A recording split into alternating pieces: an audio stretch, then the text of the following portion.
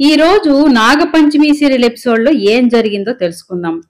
కరాలి దగ్గర ఉన్న సంజీవిని వేరైతే శక్తులను కోల్పోవడంతో తిరిగి శక్తులు పొందాలంటే ఏదైనా ఒక మంచి పని చేయాలని కరాలి వాళ్ళన్న నంబూద్రి చెప్పడంతో కరాలి సంజీవిని వేరుతో ఒక మంచి పని చేయాలి అనుకుంటుంది.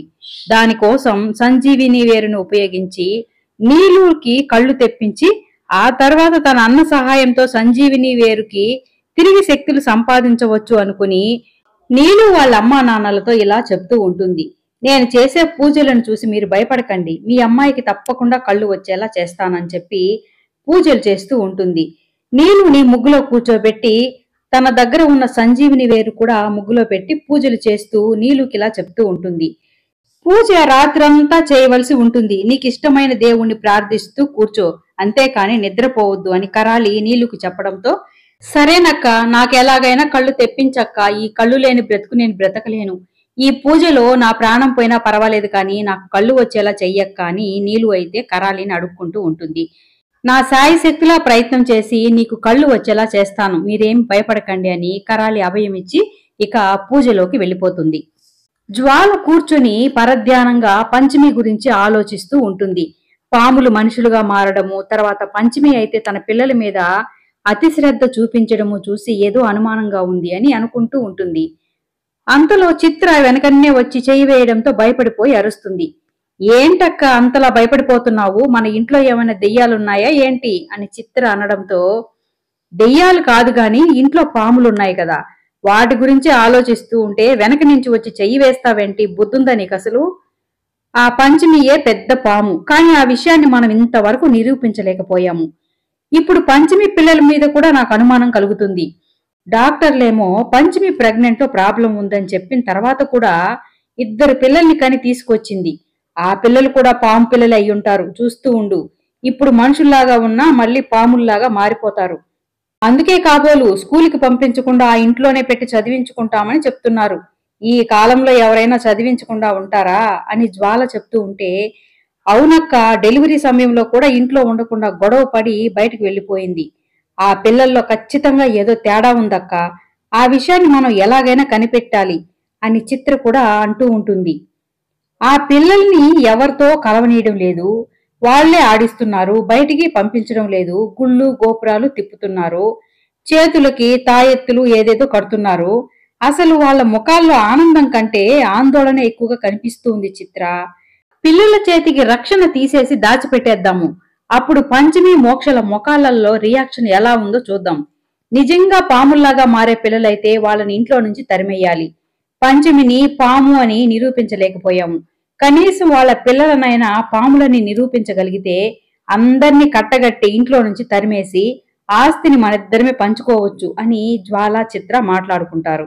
అనుకున్నదే తడువుగా చిత్ర జ్వాలలు మోక్ష వాళ్ళ రూమ్ లోకి వెళ్తారు.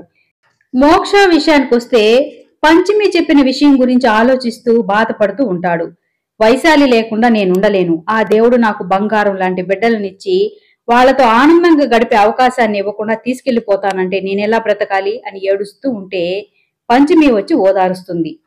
నాకు తెలిసి నేను ఎవ్వరికి ఏ ద్రోహం చేయలేదు పంచమి, అయినా నాకే ఆ దేవుడు ఎందుకు ఇన్ని కష్టాలు పెడుతున్నాడు అని మోక్ష బాధపడుతూ ఏడుస్తూ ఉంటాడు.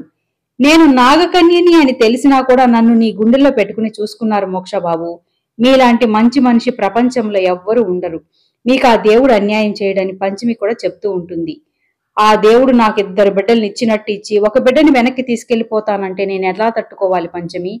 నా బిడ్డలిద్దరూ నాకు కావాలి, నేనెక్కడికి పంపించను. చెప్పు పంచమి, ఆ నాగదేవతతో నువ్వైనా చెప్పు నా బిడ్డల్ని తీసుకెళ్లొద్దు అని, కావాలంటే నా ప్రాణాలను తీసుకోమని చెప్పు పంచమి అని మోక్ష అయితే ఏడుస్తూ ఉంటాడు.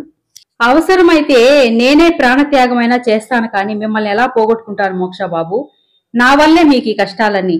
ఆ రోజు నేనే నాగలోకం వెళ్లిపోయి ఉంటే మీకిన్ని కష్టాలు ఉండేవి కావు, మిమ్మల్ని వదిలిపెట్టి వెళ్ళలేక ఇక్కడే ఉండిపోవడం వల్లే మీకిన్ని కష్టాలు. ఆ నాగదేవత కాళ్ల మీద పడి మళ్లీ నాకు నాగలోకానికి వెళ్లే అవకాశం కల్పించమని వేడుకుంటాను. నేను లేకపోయినా మన పిల్లల్ని మీరు గుండెల్లో పెట్టుకుని చూసుకుంటారని నాకు తెలుసు అని పంచమి కూడా ఏడుస్తూ ఉంటుంది. మన పాపకి నాగలక్షణాలు రాగానే మనల్ని మర్చిపోతుంది మోక్షబాబు, నాగేశ్వరి నాగలోకానికి తీసుకెళ్లిపోతుంది. ఆ నాగేశ్వరిని నేను ఎంత వేడుకున్నా నా మాట వినడం లేదు, నాకేమో ఏ శక్తులు లేకపోవడం వల్ల నాగదేవతతో మాట్లాడే అవకాశమే లేకుండా పోయింది. కానీ ఈ లోపల మనం మన పాపకి నాగ లక్షణాలు రాకుండా చూసుకోవాలి. ఎన్ని జాగ్రత్తలు తీసుకున్నా నాగ లక్షణాలని దాచిపెట్టలేము. నా విషయంలో నేను ఎంత బాధపడ్డానో నాకు తెలుసు. ఏదో ఒకటి చేసి నాగ లక్షణాలు రాకుండా ఆపాలి అని పంచమి మోక్షతో చెప్తూ ఉంటుంది. నేను వెళ్లి నాగ సాధువుని కలిసి పిల్లల విషయం చెప్పి పరిష్కార మార్గం ఏదైనా ఉందేమో కనుక్కుంటాను. మన విషయం వాళ్ళకి మొత్తం తెలుసు కాబట్టి రహస్యంగా కూడా ఉంచుతారు అని మోక్ష పంచమితో చెప్పి, నేను వచ్చేదాకా పిల్లల్ని జాగ్రత్తగా చూసుకో, ఒక్క నిమిషం కూడా వాళ్ళని ఒంటరిగా వదలొద్దని చెప్పి నాగ సాధువు దగ్గరికి బయలుదేరతాడు. పిల్లలు గదిలో ఒంటరిగా నిద్రపోతూ ఉంటే చిత్ర, జ్వాలలు వాళ్ళ గది దగ్గరకు వస్తారు. చిత్ర ఏమో గది బయట కాపలాగా ఉంటే జ్వాల లోపలికి వెళ్తుంది. అంతలో పంచమి గది వైపు రావడం చూసి చిత్ర అయితే భయపడిపోతుంది. మరి లోపల ఉన్న జ్వాల సంగతి ఏంటో మనం రేపటి ఎపిసోడ్లో చూడాల్సిందే.